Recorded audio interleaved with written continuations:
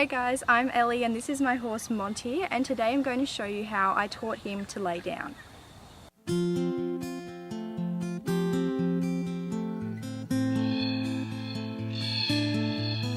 So first off, this video is actually a continuation on from my previous video, how to teach your horse to bow. So if you haven't watched that one, I suggest you go and watch that first and then come back and watch this. So just a quick disclaimer, this is just simply what worked with me and with my horse. Obviously every horse is different and some things may work with one horse but not with another.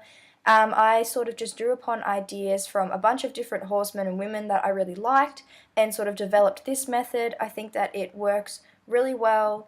It's very effective, but at the same time we're not using any ropes and we're not putting the horse in a position where he feels uncomfortable or threatened. Before you teach the lie down, there's a few things that you should make sure you and your horse are really comfortable with. Obviously, you need to know your horse really well. You need to know things that they like and things that they don't, places they don't like being touched, if they're sensitive anywhere, and you need to work through these issues before you start to teach the lie down. All these kinds of things are very important for tricks such as the lie down, where the horse is actually being asked to put itself in a position it normally wouldn't with a human.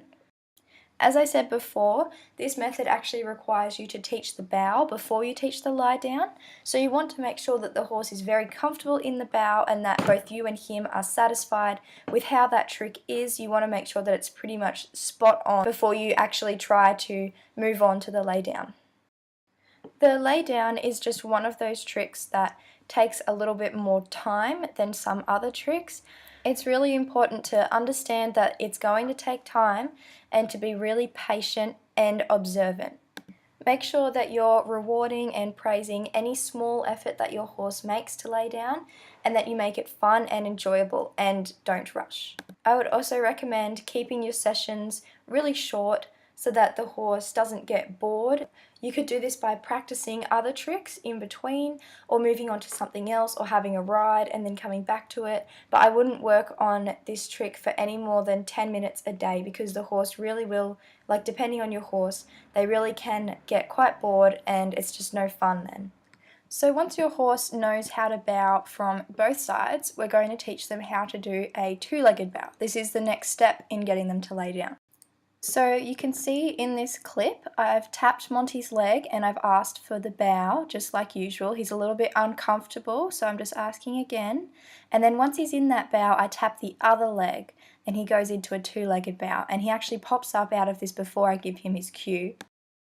So I'm simply just going to ask for the trick again because he came up out of it before I wanted him to. And I'm just going to give him a treat when he's in that position and then quickly I'll ask him to pop up.